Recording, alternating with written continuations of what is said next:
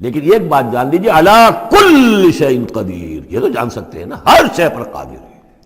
لیکن یہ کہ جن لوگوں کا ذہن اس سے بھی عاجز آ جاتا ہے، وما قدر اللہ حق قدرہ والارض جمیعا قبضتہ یوم القیامۃ والسماوات مطویات بیمینہ،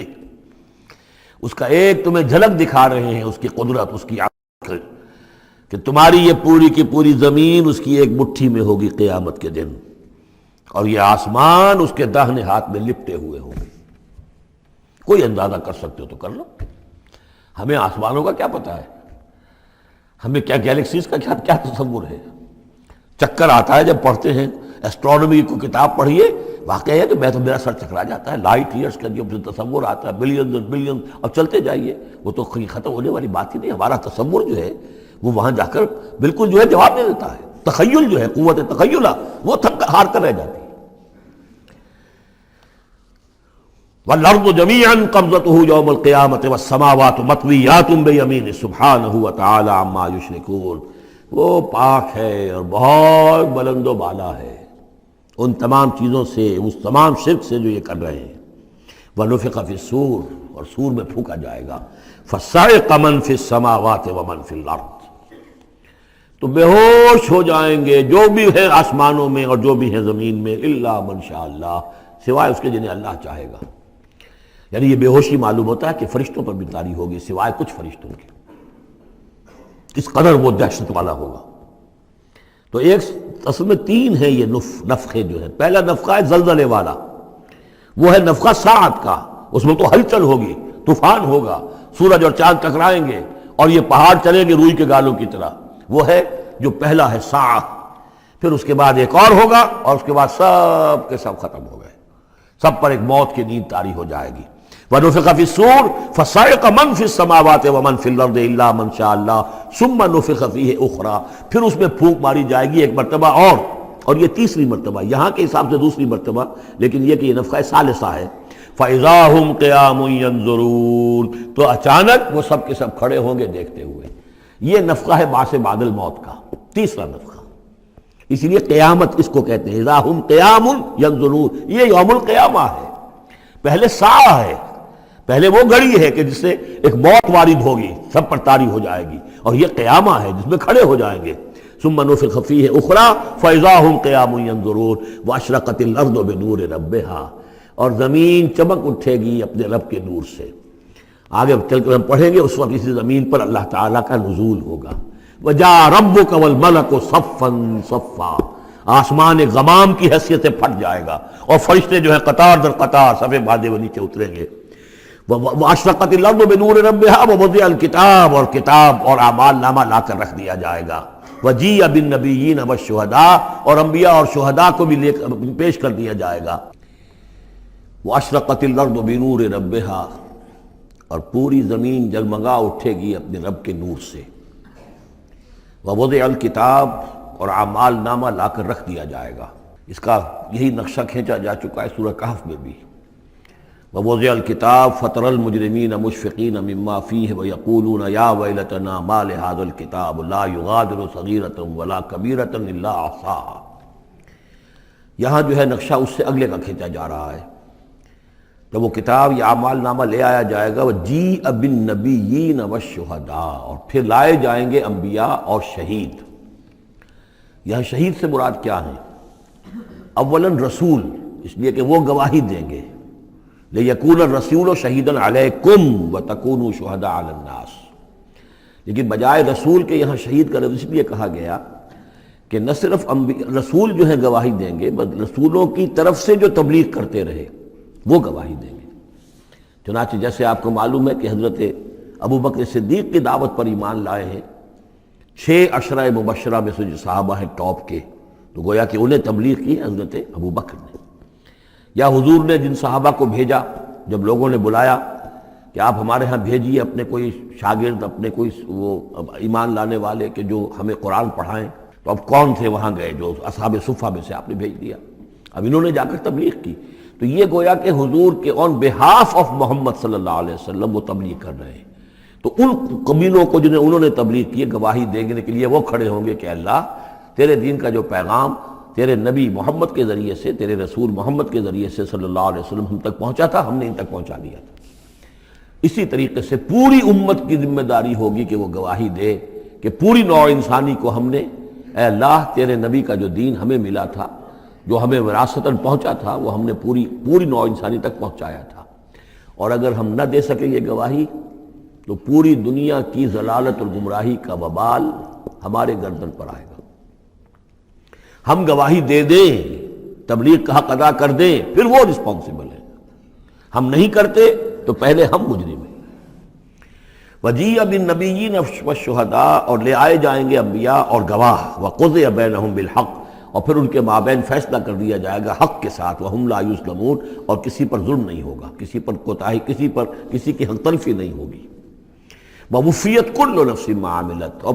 پورا دے دیا جائے گا ہر جان کو جو کچھ کہ اس نے عمل کیا تھا، وَهُوَ أَعْلَمُ بِمَا يَفْعَلُونَ، اور اللہ خوب جانتا ہے جو کچھ کہ یہ فعل کر رہے ہیں، جو عمل کر رہے ہیں۔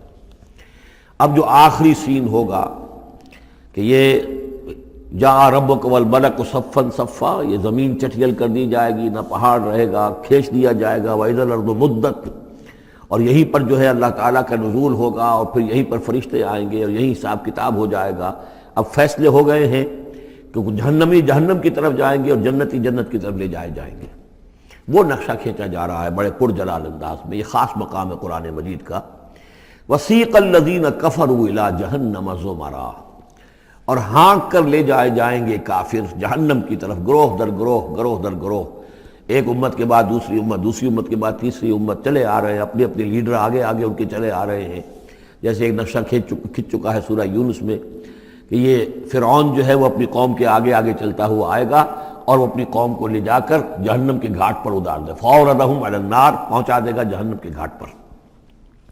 وَسِیقَ الَّذِینَ كَفَرُوا إِلَىٰ جَهَنَّمَ زُمَرًا حَتَّىٰ إِذَا جَاءُوهَا فُتِحَتْ أَبْوَابُهَا، یہاں تک کہ جب وہ وہاں پہنچ جائیں گے جہنم پر، پھر اس کے دروازے کھولے جائیں گے۔ اذا جاؤها فتحت ابوابها، جیسے جیل کا معاملہ ہوتا ہے کہ اس کے دروازے کھلے نہیں ہوتے، بند ہوتے ہیں، البتہ جب قیدی آتے ہیں داخل ہونے کے لیے پھر دروازے کھلتے ہیں۔ وقال لهم خزنتها، اس جہنم کے جو داروغہ ہوں گے، جو وہاں پر فرشتے مامور ہوں گے، وہ کہیں گے ان سے الم یاتکم رسل منکم، کیا تمہارے پاس تم ہی میں سے رسول نہیں آئے تھے؟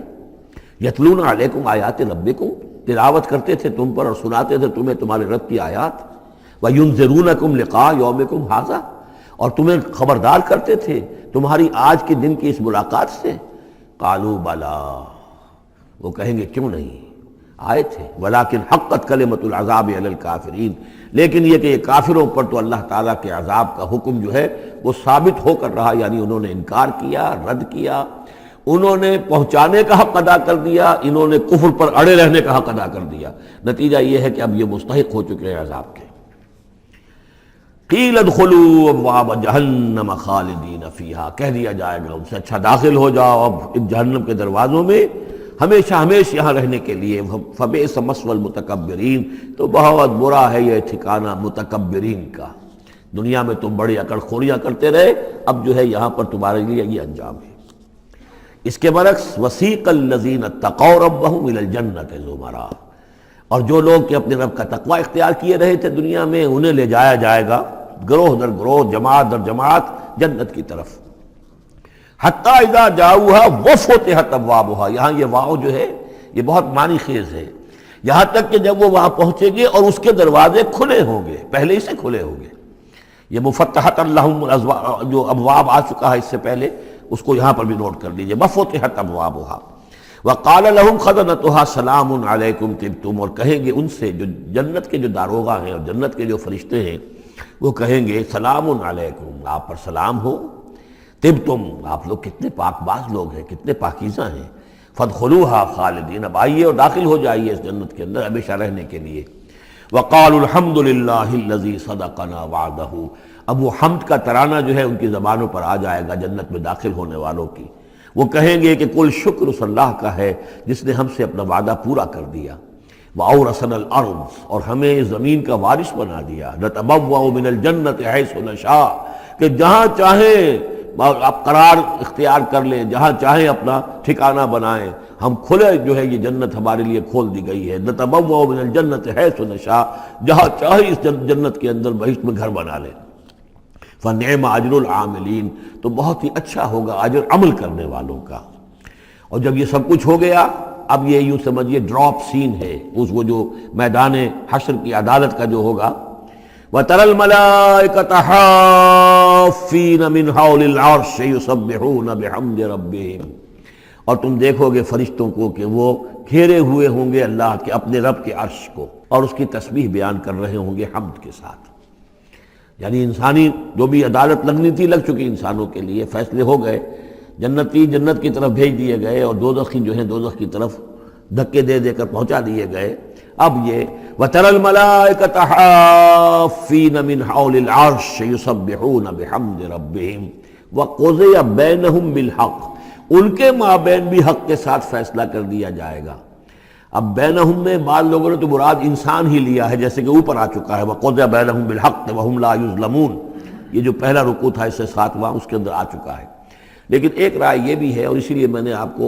اس وقت نوٹ کرایا تھا کہ ملائکہ اور ملائے اعلیٰ کے اندر بھی بعض اوقات اختلاف ہوتا ہے، کہ یہ مثلا یہ کہ اللہ تعالیٰ کے احکام کی حکمتوں کے بارے میں اختلاف ہو، کہ اللہ نے یہ جو حکم دیا اس کی حکمت یہ معلوم ہوتی ہے، تو ظاہر بات ہے ان کے بھی درجات ہیں۔ تو اس روز جو ہے ملائکہ کے مابین بھی جو بھی اختلافات ہوں گے ان کا بھی فیصلہ کر دیا جائے گا۔ وَقُضِيَ بَيْنَهُمْ بِالْحَقِّ وَقِيلَ الْحَمْدُ لِلَّهِ رَبِّ الْعَالَمِينَ، اور آخر میں پھر وہ جے جو ہے وہ بلند کی جائے گی اللہ کی، حمد ہے کل کی کل اللہ کے لیے جو تمام جہانوں کا پروردگار ہے۔